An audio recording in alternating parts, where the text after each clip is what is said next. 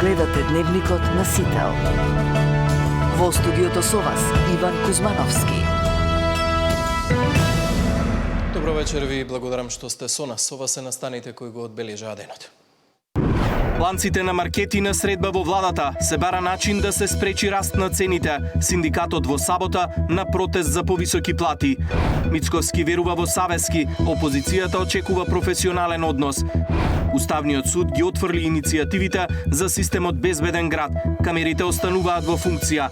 Од проверени 9, судскиот совет пронајде пропусти во 5 предмети кои ги работел апелацискиот судија Ѓоко Ристов. Наместо да одлучува семејството, секој ќе може да се пријави во официјален регистар. Со измени во Законот за трансплантација, државата ќе се бори за зголемување на органодарителството. Ескалираат тензиите во Ормускиот теснец, погодени 4 комерцијални бродови, уништени 16 ирански воени бродови. Тема на денот вечерва за барањата и очекувањата на диаспората. Разговор со директорот на Агенцијата за иселеништво Горан Ангелов. Останете со нас.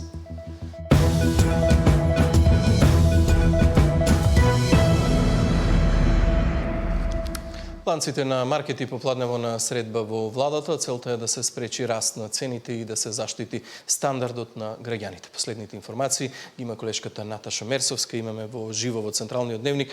Наташа, завршена ли е средбата и каков е исходот? Да, Иван, пред половина час заврши средбата на премиерот Мицковски со представници на големите ланци на маркети. Побарал од нив да не го користат моментот и да ги зголемат цените на своите производи, затоа што објективни причини за тоа нема. Активно ја следиме состојбата и нема да дозволиме профитерство и отстапувања, напиша на Фејсбук премиерот Мицковски по завршување на средбата. Државата активно ја следи состојбата на терен и нема да интервенира доколку не постојат причини за тоа. Меѓутоа нема ни да стојат настрана и да гледаат доколку се зголемат цените и создадат сериозен удар врз стандардот на граѓаните. На состанокот е заклучено дека цените треба да останат исти, односно да нема нивно зголемување. Истата изјава премиерот Мицковски денеска ја даде и пред бизнес заедницата и овде предлагам да слушнеме што точно изјави. Се обидувам на еден нормален начин да разговарам со луѓето и на еден нормален начин да бараме заедничко решение, да не бидеме агресивни и на таков начин да изнудуваме решенија. Ние сме честни луѓе, воспитани во тој дух и се до моментот на Рубиконот ќе ги искористиме сите алатки на еден нормален начин преку диалог да дојдеме до решение. Но ако некој го помине Рубиконот, тогаш ќе бидеме жестоки, како што тоа сме го покажале многу пати во минатото. Иван од владата додава дека состојбата на терен ќе ја проверуваат, утре и пазарниот инспекторат ќе проверува дали во маркетите има отстапувања и доколку утврдат неправилности ќе преземат соодветни мерки. Да, ќе следиме состојбата, што ќе прават маркетите, но и како ќе реагираат институциите. Наташа Мерсовска, благодарам за ова вклучување во Централниот дневник. Опозицијските партии излегоа со предлог мерки за двојно зголемување на минималната плата и намалување на даноците. Од ССМ пак најави за протест во сабота со барање за раст на платите. Опозицијата и денеска бара мерки за да се спречи ценовен шок по поскапувањето на горивата. ДУИ предлага да се ограничат маржите на основните прехранбени производи, да се намали ДДВ-то за период од 3 месеци, а минималната плата да се зголеми за најмалку 3500 денари, наместо законското усогласување од 1600. Апелираме до Регулаторната комисија за енергетика почесто да ги разгледува цените на нафтените деривати, најмалку 2 пати неделно. Имајќи предвид дека на меѓународните берзи веќе има значително намалување на цените. Секое доцнење на рефлектирањето на овие промени на домашниот пазар представува дополнителен товар за граѓаните и за бизнисите. Од СДСМ пак велат дека кога ВМРО ДПМН биле во опозиција, ветувале намалување на акцизите за горивата. А сега кога се на власт, одбиваат да го сторат тоа. Иако на светските берзи цената на нафтата се намалува, граѓаните на Македонија плаќаат поскапо гориво. Сите земји во регионот воведоа мерки за ограничување на цените на бензините, само владата на Мицковски не го направи тоа. Очигледно Мицковски свесно профитира на грбот на народот. Мицковски вели најефтино гориво имало во Македонија. А што е со платите? Па проблем е што платите се најниски во Европа и куповната моќ на македонските граѓани е на дното.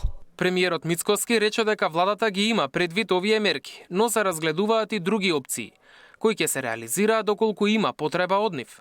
Во овој момент нема таков предизвик кој што би го загрозил нормалното функционирање на системот, нити пак има индикатори кои што може да ни изненадат. Се разбира, на дневна основа предизвиците се случуваат и ние ги анализираме. Ние, за разлика од опозицијата, имаме одговорност. Гледам дека се повикуваат на некои наши изјави во времето на опозицијата 2022 година, но апсолутно едната и другата не се споредливи, бидејќи тие изјави се давани после неколку недели, после неколку месеци на континуиран раст, а ние сега зборуваме за неколку дена од почетокот на кризата. А повисоки плати бара и Сојузот на синдикати. Оттаму повикаа на масовност на закажаниот протест за 600 евра минималец и раст на сите останати плати за 100 евра. Да ни се придружите во сабота во 12 часот и 5 минути од предработничкиот дом за да упатиме нова порака дека платите, минималната плата мора да се зголемат на сите. Дека платите во Македонија се мизерни, покажуваат и податоците на управата за јавни приходи, кои покажуваат дека 160.000 работници живеат со плата под прагот на сиромаштијата. Сметаме дека треба да излезете заедно со нас. Ако не ние сега, тогаш кој и кога? Од вчера дизелот се продава за 14,5 денари поскапо, а бензинот скокна за 5 денари. Во меѓувреме цената на нафтата на светските берзи почна да паѓа и поради тоа владата нема да прогласи кризна состојба. Премиерот веќе кажа дека и со вчерашното поскапување пак имаме наевтини горива во регионот. Нови цени регулаторната комисија ќе утврди во понеделник. Мартин Арсов, Сител телевизија. Уставниот суд ги отфрли иницијативите за системот безбеден град. Камерите остануваат во функција. Од проверени 9, судскиот совет пронајде пропусти во 5 предмети кои ги работел апелацискиот судија Ѓоко Ристов.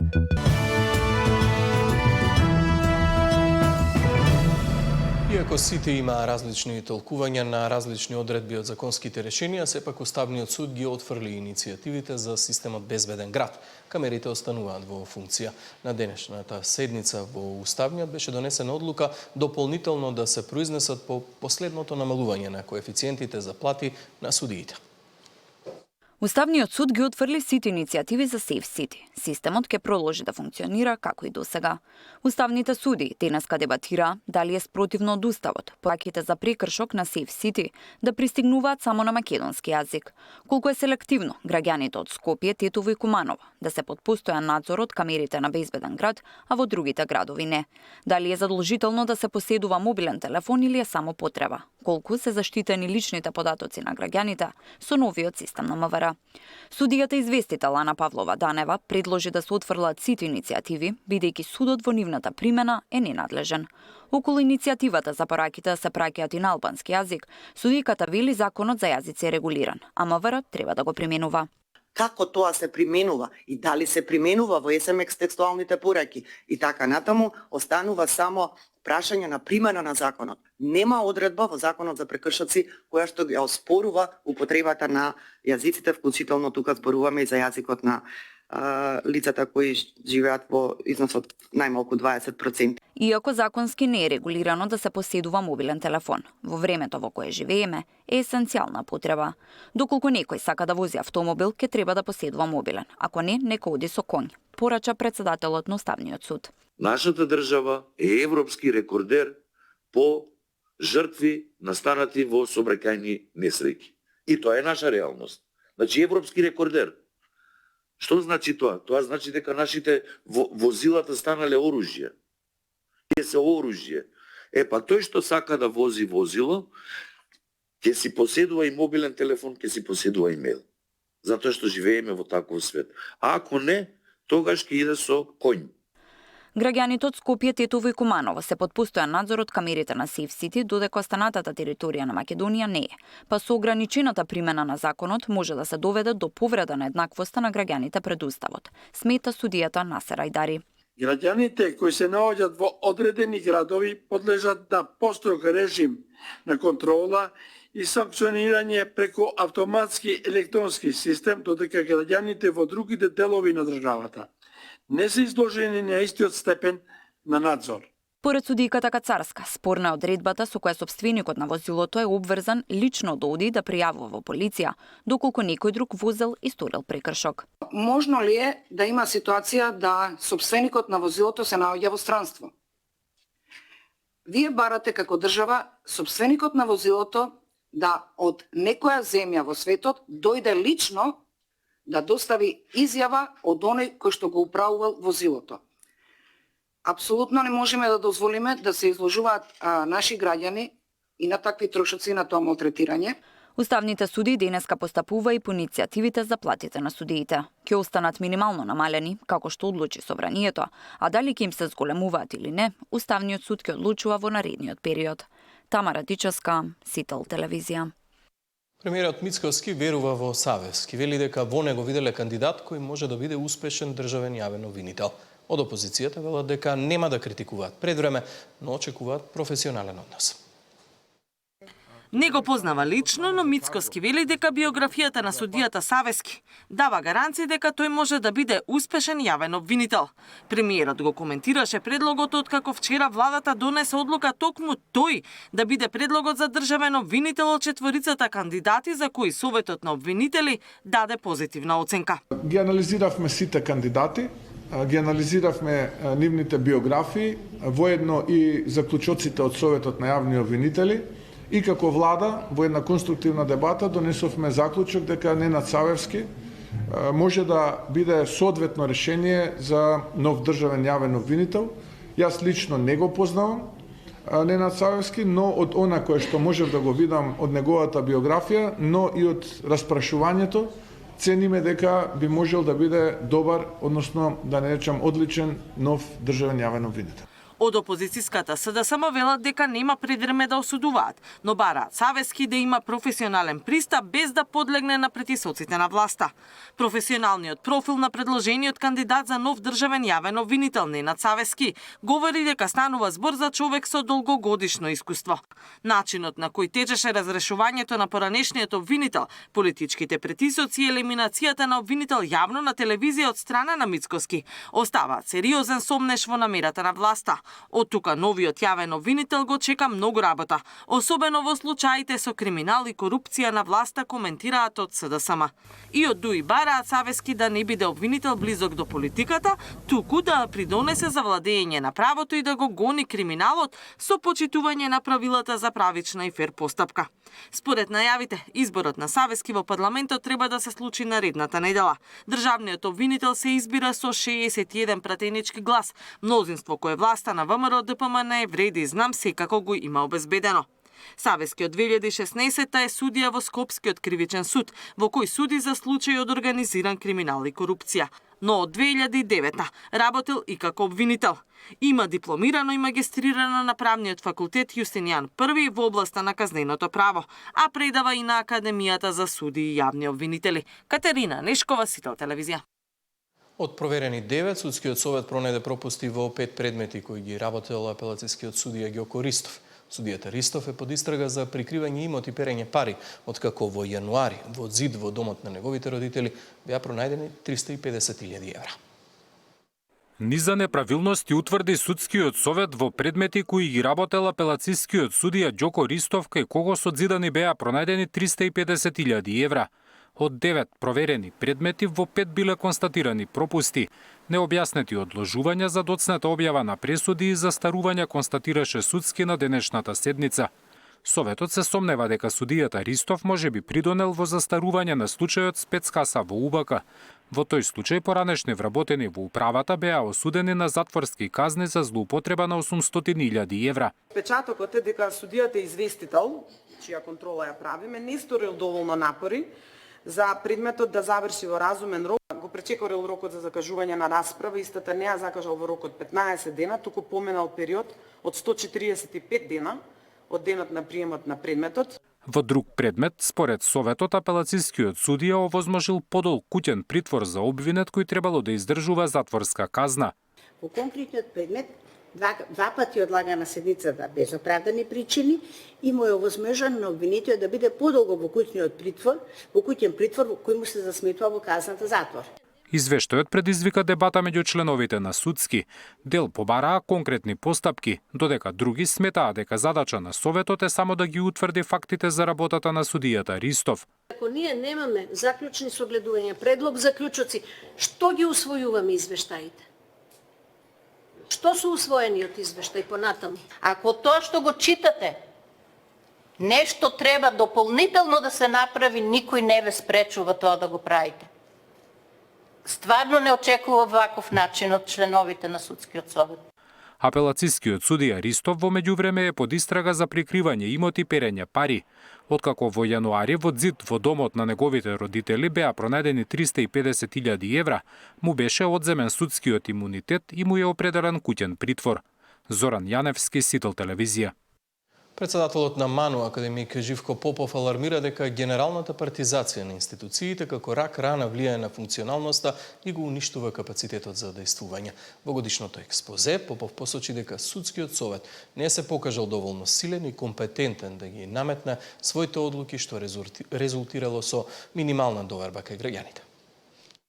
Македонскиот пат кон Европската унија губи секаква смисла додека земјата станува заложник на геополитичките одлуки на сметка на реалните реформи. Во годишното експозе академик Живко Попов вели додека Брисел ги менува правилата во државата се соочува со внатрешна ерозија. Попов е дециден дека генералната партизација на институциите како рак рана влијае на функционалноста и го уништува капацитетот за действување. Со вака концепиран систем Македонија не само што тешко ќе ги отвара поглавијата, туку и го губи сопствениот институционален дигнитет. Наспроти децениските подготовки и болни реформи на земјите од Западен Балкан, особено жртвите што ги има поднесено Република Македонија, се нуди брз прием на Украина, Молдавија и Грузија. Нашите стратегиски партнери, кои се силни, треба да и помогнат на Македонија поскоро да го заврши евроатлантскиот процес, затоа што секакво понатамошно жртвување и одолжување е премногу и губи секаква смисла. Во однос на спорот со нашите соседи со кои со векови живееме едни до други, некојаш со граница, некојаш без граница помеѓу нас, на маса имаме одличен предлог со предвидено одложено дејство што представува солидна основа за компромис, но за жал не се прифаќа за реализација. Посебен фокус беше ставен на правосудството. Академик Попов посочи дека Судскиот совет не се покажал доволно силен и компетентен да ги наметне своите одлуки, што резултирало со минимална доверба кај граѓаните. Имено Судскиот совет во неговото досегашно действување не се покажа доволно силен и убедлив да ги наметнува своите одлуки во државата. Што се очекува да биде променето со новиот закон, што ја афектира оваа институција од посебно општествено значење. А што е особено важно, тука се инсистира сега членовите да мора да се одредат на најискусните и најиминентни правници во државата, пред се суди, адвокати, обвинители, универзитетски професори, што секако треба да донесе позитивни резултати. Па затоа, можеби заради вакви личности во другите држави се нарекува и Висок судски совет. Во време кога се одбележуваат 80 години од кодификацијата на македонскиот јазик, од МАНУ нагласуваа дека Македонија е единствената земја без свој национален јазичен корпус, за што најавија свој стратешки проект за заштита на јазичниот идентитет. Академијата алармираше и за одливот на мозоци и ги пофали реформите во високото образование, но и побараа итно донесување на законските измени со кои ќе се гарантира институционалната стабилност на највисоката научна установа во земјава. Миријана Давидовска, Сител телевизија. 83 години од депортацијата на македонските евреи, да не се дозволи заборавот да ги проголта македонските евреи и да се заборават возовите на смртта, побараа од еврејската заедница. Некогашниот скопски монопол, местото од каде тргнаа на патот кој не се вратија и по 83 години сведочи за депортацијата на македонските евреи во логорот на смртта. Македонија се сеќава на Холокаустот кога цела заедница беше депортирана и уништена во Требленка. Да не се дозволи заборавот да ги проголта македонските евреи и да се заборават возовите на смртта, побара од еврејската заедница. Хладнокрвноста со која се организирани овие транспорти останува еден од најстрашните докази за тоа колку брзо државниот апарат на нацистичка Германија преку своите сателити, бугарските окупатори, може да се претвори во совршена машина на смрт. Сеќавањето и борбата против омразата се наша историска должност, порачи премиерот Мицкоски кој се поклони пред споменикот во некогашниот монопол. Нека споменот на депортираните македонски евреи биде вечен. Нека нивната трагедија биде опомена за сите генерации што доаѓаат. Одговорноста за делата кои ги правела нацистичка Германија се уште лепди врз денешна Германија, порача од германската амбасада во земјава. Во Германија до денес одекнува апелот на поранишниот сојузен председател Рихард фон Вајцекер, кој во 1985-та ја повика својата и мојата земја Германија да го прифати минатото. Тоа е апел кој повикува на одговорност и истовремено признава дека не постои ниту вина, ниту невиност на цел народ.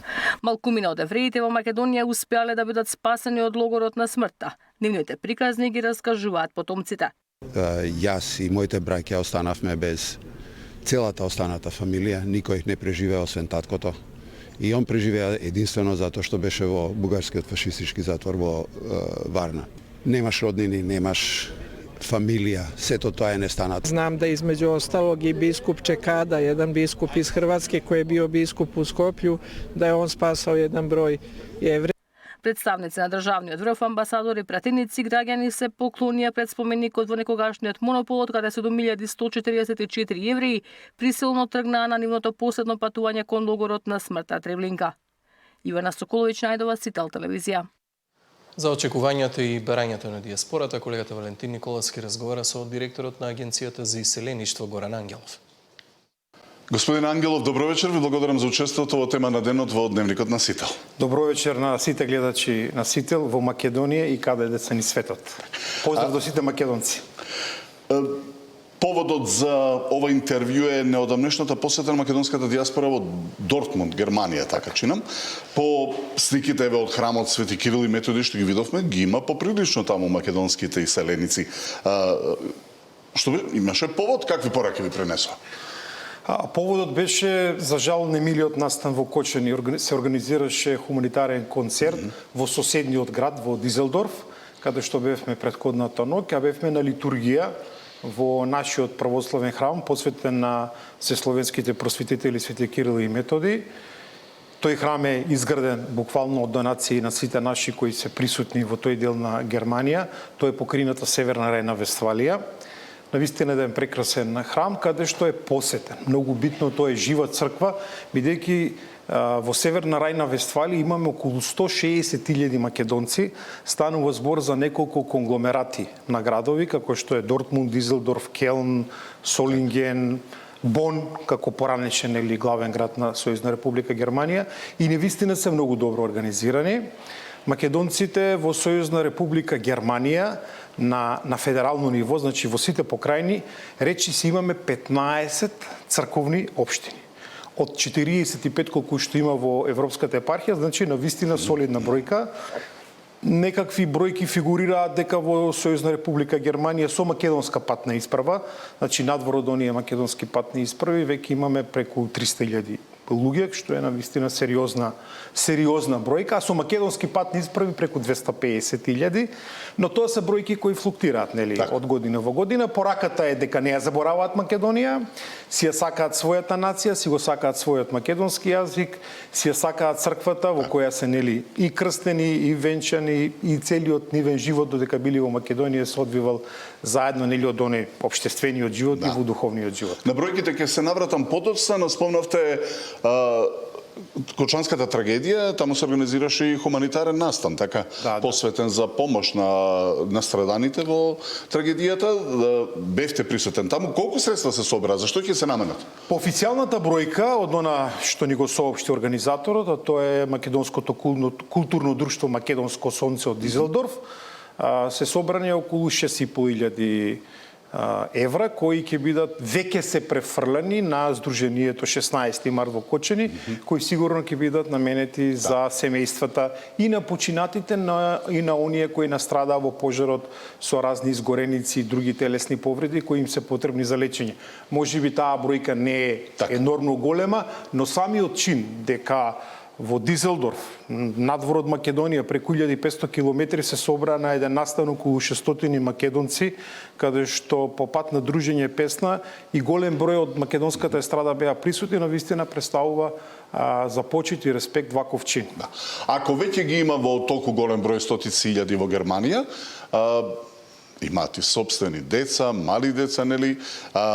Прашањето е, има ли интерес за изучување на македонскиот јазик кај помладата популација од иселениците? Ако, интересен податок, најдов дека во Салцбург, во Австрија, се одржа првиот час по македонски јазик за 20 деца, и тоа со практична настава, а не преку интернет. Има ли интерес за посета на часови по македонски јазик во Германија?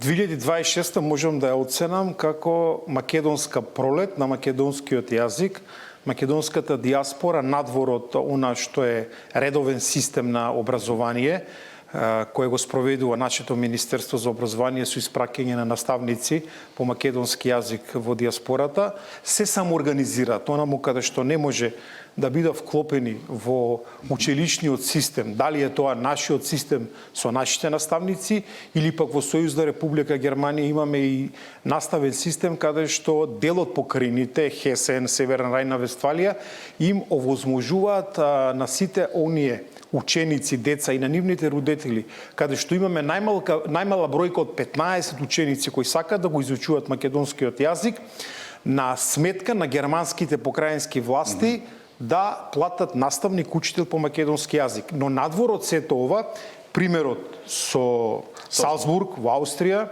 ексклузивна информација, еве денес ќе ја споделам со гледачите на Сител, вакво нешто се случува веќе од месец март и во Брисел, значи во срцето на Европската Унија, но и во Кнежеството Луксембург. Веќе од крајот на месец март ќе почне самоорганизирана настава каде што родителите на своја сметка ги плаќаат наставниците. Ние како Агенција за иселеништво ќе испратиме училишни помагала, значи тоа се книги, учебници, боенки со содржини кои се погодни за возраста на тие дечиња кои ќе почнат да го изучуваат македонскиот јазик.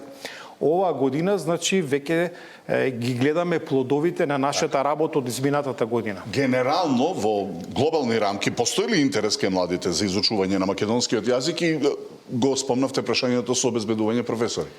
Бидејќи кај нас се помал интересот за изучување на македонскиот јазик на катедрата за македонски јазик на филолошкиот, а еве децава сакаат да учат. Дечињава сакаат да го изучуваат македонскиот јазик, бидејќи во најголем број од семејствата се зборува македонски јазик, но учењето на самата граматика и на правописот изостанува, нели родителите немаат време да ги учат дечињата како се пишува АБВГ азбуката, тоа треба да го направат стручни лица. И за среќа, значи, оваа година и следните неколку години навистина и ние како Агенција за иселеништво, но и Министерството за надворешни работи, Министерството за образование, ќе направиме максимални напори македонскиот јазик да биде топ тема во сите иселеници. Значи не смееме да заборавиме да зборуваме македонски јазик, но и да ја пишуваме и да ги знаеме нели основните граматички.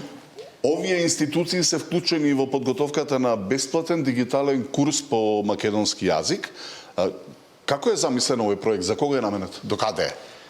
Тој проект, иницијативата започна во септември минатата година, но нели заради изборниот процес не сакавме премногу да зборуваме за него. Ние имавме еден координативен состанок, последен од неколкуте, кој го организиравме заедно со представници од Министерството за надворешни работи, Министерството за образование, Бирото за развој, Педагошката служба и се разбира од кабинетот на председателот на владата, каде што се донесоа конкретни одлуки дека таа платформа, каде што ќе биде онлайн достапна на сите оние кои сакаат да го изучуваат на македонскиот јазик, се надевам дека до крајот на годината ќе успееме да ја воспоставиме. Што значи платформа, што значи онлайн? Платформата ќе може секој да ја користи кога сака и од кај сака. Според возраста, соодветно, или ќе биде универзална? Таа ќе биде поделена на неколку категории, нели базична, средна, висока платформа, која е наменета пред се за децата од прво во основно образование, да кажеме, од прво до 9, во зависност или од системно образование, но системно образование претежно ќе биде наменета. Во следната фаза, која ќе биде веројатно после 2 години, ќе имаме една програма за повозрастната категорија, кои веќе го заборавиле македонскиот јазик. Веќе такви училишта има отворено во Канада, се отворени во црковните општини, каде што повозрастна генерација од македонци се сеќава, тоест го реизучуваат македонскиот јазик, но имаме и категорија на луѓе кои доаѓаат и од други нации кои сакаат да го изучат македонскиот јазик. Ова е дел од стратегијата за соработка со дијаспората до 2030 година, до каде е спроведувањето? Да. Па националната стратегија се очекувам дека до крајот на месец март и официјално ќе биде освоена од страна на владата. Сите што имаат своји забелешки, сите ги доставија. Сето тоа е вклопено, е изработен акционен план кој е преку 140 мерки кои се нели основа за мерење да видиме што ќе направиме во 2030 кога ќе се прави евалуација на стратегијата за дијаспора и од април веќе ние работиме според НЕЗЕ, условно земено, иако е таа нели во предлог верзија, оние сите активности што ги спроведуваме, но од април и официјално ќе започне кога ќе се применува националната стратегија. Таму се предвидени мерки кои, да кажеме, еве една од битните мерки за нашите друштва. До крајот на годината очекуваме сите македонски друштва во поголем дел од Европа, Америка, Канада, Австралија да имаме една голема конференција каде што на еден непосреден начин ќе ги кажат своите очекувања, бидејќи станало збор за 5 годишен документ, тие ги кажаа нели своите предлози, но годишните планови за реализација на ова национална стратегија сакаме секоја година да имаме една ваква годишна конференција и плюс 2 годишни конференции онлайн кои ќе ги спроведеме заедно со МНР и ние. Доаѓаат ли уште сугестии од дијаспората за тоа што им е потребно, какви проблеми имаат? Досега беше најголем проблем вадењето документи лично. Тој проблем е завршен. Сега ни се јавува нов проблем и минатиот пат кажав, да не се повторувам, тоа е стекнувањето на повторно македонско државјанство за оние кои се откажале заради стекнување на туѓо државјанство, каде што не познава нели двојни државјанства. Тоа е еден од корпусите. Нормално да не ги заборавиме ослободувањата на царини и даноци на оние кои сакаат трајно да се вратат во земјата. Тоа е една од мерките кои сакаме да ги реализираме во периодот кој доаѓа, но тука се разбира одредени финансиски субвенции кои ќе бидат дадени на луѓе кои се во помлада категорија, кои сакаат да се вратат во земјата, да инвестираат, да се разбира, со одредени повластици и царински и даночни повластици. Слушнавме за проблемот на македонците во Австралија со истекнување на знамето со сонцето од Кутлеш поради забрана за негово користење од страна на градоначалникот на Мелбурн Николас Рис со сопруга гркиња. Како е од градскиот совет, тие го бойкотираа градскиот фестивал Мумба 2026. Поддршка им стасува од разни места од дијаспората низ светот. Има и други примери, вака еве, вие комуницирате со нив со вакви истични забрани? Ова е прв пат да се случи ваква забрана. Тој фестивал Мумба се организира, ако не се лажам, веќе 60, може и 55-та мислам дека прв пат е организиран, значи 70 години. И ова е нонсенс да се случи ваква забрана, но да не забораваме дека грчката заедница во Викторија, во Мелбурн е исто така силна како и македонската заедница. И оваа година веројатно констелациите во градскиот совет на Мелбурн се сменети. Во брачните врски.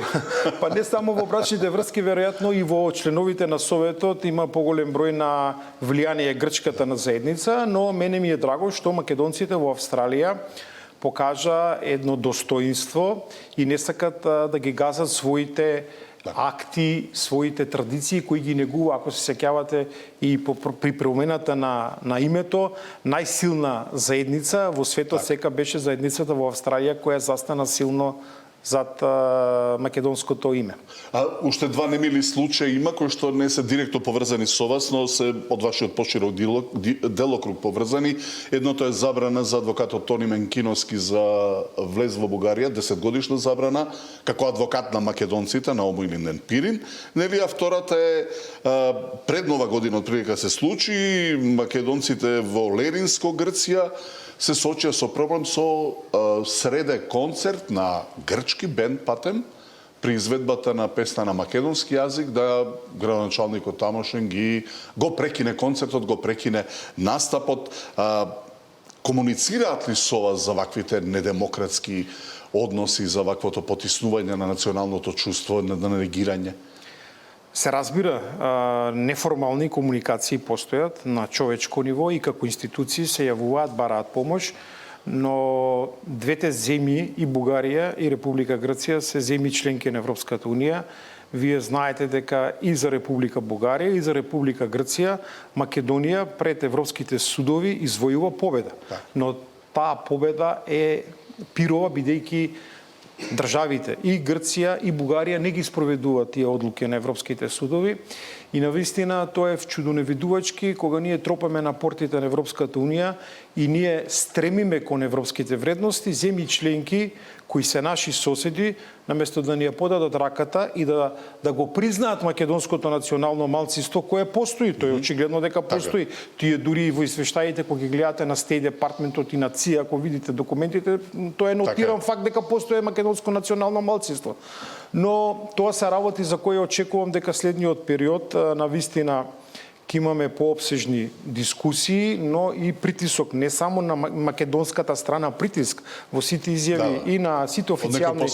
Некој посилен треба кажано меѓу нас кој ги крира светските токови на политиката во светот. За крај, има ли напредок од последното ваше гостување во намерата креирање регистар на диаспората по држави, конечно да знаеме колку сме и каде сме, спомнавте за Германија, но генерално? Генерално, значи, размислуваме на оваа проблематика, дури имаме понудено помош од неколку организации кои се мокни да се направи еден електронски попис на македонците надвор од Република Македонија. Таа идеја нормално треба да се преточи во одредена форма која ќе биде поддржана од сите културно-уметнички друштва, сите 750 организации кои творат и работат надвор низ светот. Значи треба да биде една опсежна операција каде што навистина ќе знаеме во одреден временски период колку нима во која држава. Таа бројка нормално од година во година е различна, но ќе ги бараме не само оние кои се со македонска патна исправа, туку и оние кои се чувствуваат македонци, бидејќи многу луѓе кои потекнуваат од некогашната Македонија нормално немаат патни исправи, бидејќи не биле граѓани на Република Македонија. Може да се реализира тоа?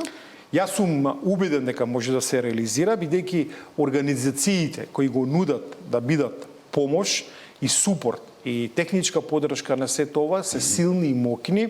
Останува само политичка волја од наша страна и да започне овој процес. Се надевам дека до крајот на годината ќе искреираме ваква платформа и таа платформа ќе биде користена сите оние кои се македонци по род да можат нормално тука треба да ги замолиме. Ние не можеме со сила да ги запишеме со една кампања која ќе биде за добробит на сите да знаеме колку сме, што сме и кај сме. Горан Ангелов, директор на Агенцијата за селеништво, гостин во тема на денот, ви благодарам. Ви благодарам и на вам.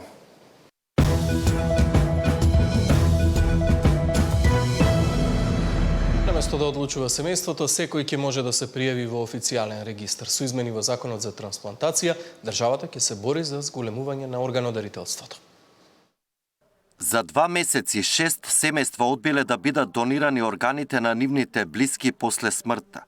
Иако координаторите за трансплантација им укажале дека со овој хуман чин можат да спасат многу пациенти кои чекаат бубрек, срце, црн дроб, тие не ја промениле одлуката. Жално е кога се спремате неколку денови да трансплантирате, сите тимови се подготвени, а на крај семејството нема да даде согласност. За да се зголеми бројот на трансплантации на органи од починат донор, здравствените власти планираат измени на Законот за трансплантација.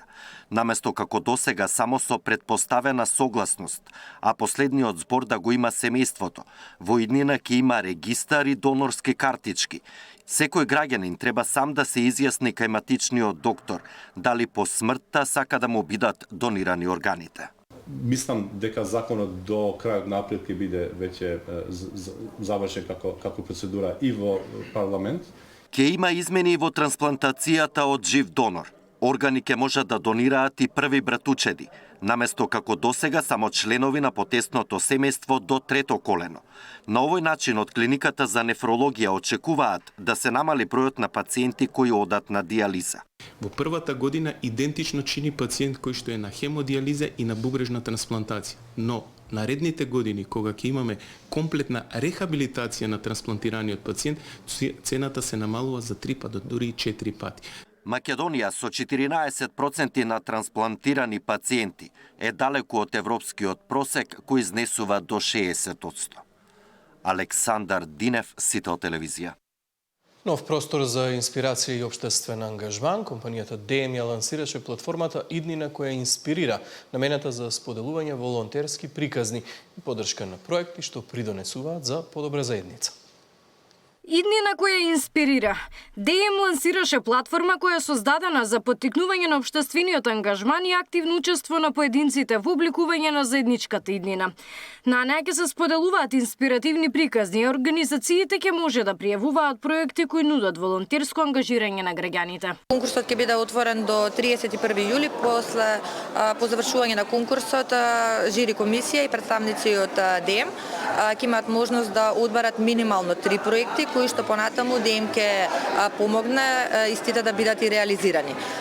Нашата поддршка може да биде во форма на производи, во форма на набавка на опрема, материјали кои што се потребни за реализација на проектот или со финансиска поддршка. Во рамки на промоцијата на платформата се одржи и панел дискусија на која креатори на содржини споделија лични иницијативи што придонесуваат за подобрување на секојдневието на граѓаните. Јас веќе ја споделив мојата приказна на оваа платформа.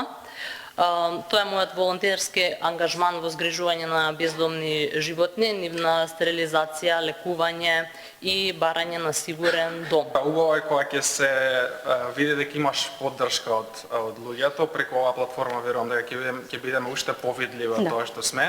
Настанот беше заокружен со волонтерски ангажман на гостите кои пакуваа кутии со производи од DM за донација во кризниот центар Надеж и националната мрежа против насилство врз жените и семејно насилство. Новата платформа Иднина која инспирира е простор создаден за сите кои несебично го даруваат своето време и енергија за доброто на заедницата. Габриела Лескова, Сител телевизија.